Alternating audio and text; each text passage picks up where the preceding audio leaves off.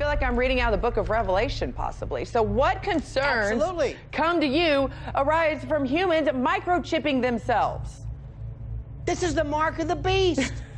This is, listen, no, let me tell you something. I mean, I'm no biblical scholar here, but it's amazing the parallels made.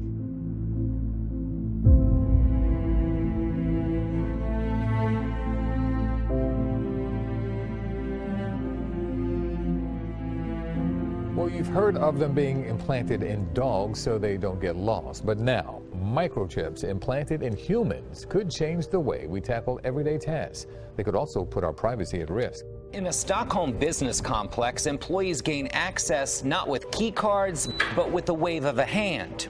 This is something that you can use just like a key badge. At a recent tech conference, Hannes Sjöblad explained how a microchip implanted in his hand makes his life easier. It replaces all the keys and cards that used to clutter his pockets. I use this many times a day. For example, to unlock my smartphone, to open the door to my office. Sjöblad calls himself a biohacker. We biohackers, we think that the human body is a good start, but there is certainly room for improvement.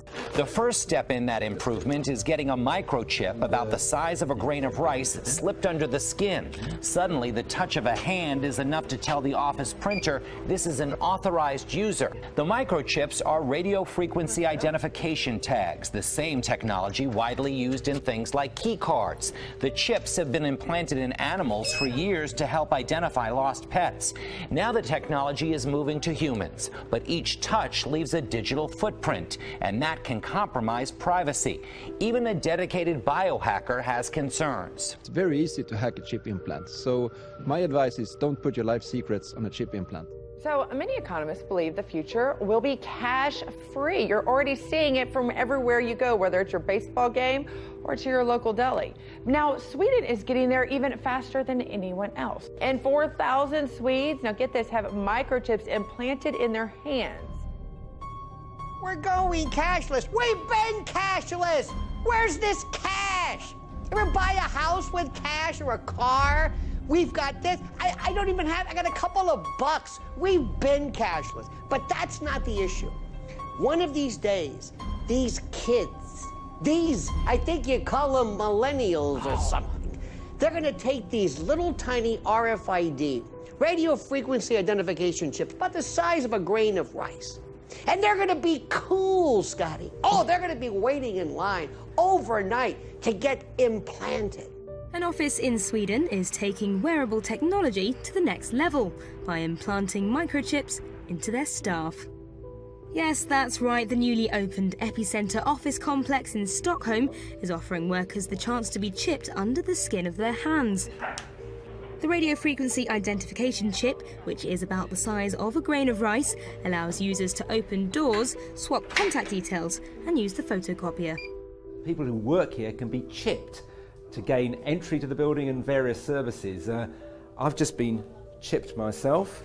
It's not a painless process, but it doesn't last too long, not too difficult. Minor surgical procedure, which basically involves a little chip the size of, I suppose, of a grain of rice being inserted under your skin, and you can then go off and have it programmed and then do various things inside the building. And they're going to say, look at this. I can go to the drugstore. I can go to a cab. Isn't it great? How cool am I? Look, I've got this little embedded chip. And they'll say, they have medical records. And you're going to do that to grandma and grandpa in case, God forbid, they have some kind of dementia they're walking off. I mean, after all, we have it in our dogs, right? It's like OnStar for human beings. But here's the catch. One of these days, God forbid, Scotty, they find you guilty of something. And you go before a court. And they say, we're going to sentence you to prison? No. We're going to turn your chip off. And you don't exist. Everything. In fact, people are going to notice that when you walk up, they're going to say, who is this? You're not registered. You say, it's me. What do you mean, who is this? No, you're not showing up on this. You don't exist. Tim Shank's dogs have implanted GPS chips in case they get lost. Now he has a chip of his own. This is an NFC chip, so it's similar to what phones have nowadays. The Minnesota software engineer had his finger cut open to put this tiny chip inside. There is the chip, which emits low frequencies. He programmed the chip to open his smart lock at home. So that unlocks my door. And manipulate his smartphone. And it turned off my ringer. Chrissy Heichman from Dallas has one too. And it's just a little glass bead like the size of a grain of rice. She uses hers instead of a key card at work. The online company Dangerous Things sells the device and an injection kit for $57. Dangerous Things warns customers on its site. This device has not been tested or certified by any regulatory agency for implantation or use in the human body. Use of this device is strictly at your own risk.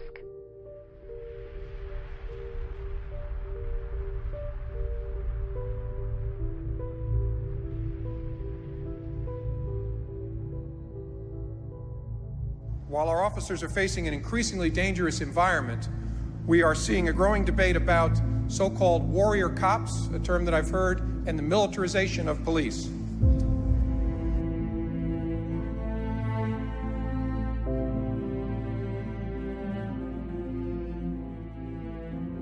Now, folks, let's be honest. I grew up in a law enforcement family. Maybe there was a day when if a man was asked for an ass whooping, it's a cop's job to give it to him, yes? Well, that day is gone. If it ever existed, it's gone today. There is no action you can engage in that will not be on CNN and YouTube tomorrow morning. You don't have to like it. You got to accept it. It's called reality. There's cameras and umpires everywhere. What we want in a modern liberal democracy is we want to turn violence on and off like a faucet. The only way you make a frightened person react in a certain way is to drill it into them, to make it a conditioned response. Men in Kevlar vests and helmets, camouflage, carrying automatic rifles, moving in tactical armored vehicles. These aren't American troops on the battlefield, but police in Ferguson. One observer says he thought he saw police in an MRAP. It's part of what the ACLU, in a recent report, called the excessive militarization of American policing. You may not know what a Bearcat is, but you've probably seen one. Deployed by SWAT and tactical teams responding to violent protests and barricade situations, or to save people trapped in floods and mudslides. Police departments across the country have been stocking up on the armored trucks, taking advantage of a federal program enacted in the 90s, allowing law enforcement access to this type of equipment. A program temporarily suspended by President Obama, reinstated by President Trump. So I think it's bad because I think it encourages police to behave like soldiers. The Cato Institute and ACLU are among the groups opposed to what they call the militarization of law enforcement. You might be thinking such concerns sound hyperbolic, but you would actually be sadly mistaken. Believe it or not, companies have already started microchipping employees. For example, a cafeteria kiosk producer in River Falls, Wisconsin, chipped employees last year.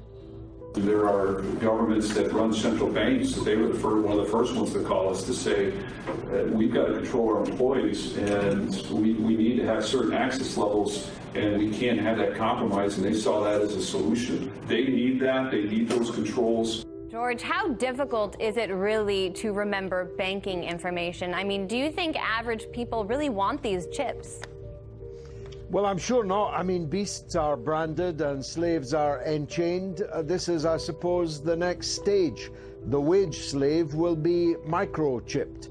And the employer, imagine Amazon, just for an example, other brands are available, employing 500,000 people, every one of them, one day perhaps microchipped. It is grotesque, it is obscene, it is, on the face of it, ridiculous, except, as you've just pointed out, it's already happening. And even here in Britain, it's happening. It's happening in the United States. It's happening in the tech industries already. And of course, it's all very well saying it's voluntary, but when you're a wage slave, voluntary doesn't mean much. If it's get this job and sign up for the chip, or don't get the job, well, people will take the chip. If you think I'm kidding, This is Elba. This is like some type of a prison. And people are going to be, one of these days, enslaved by this chip.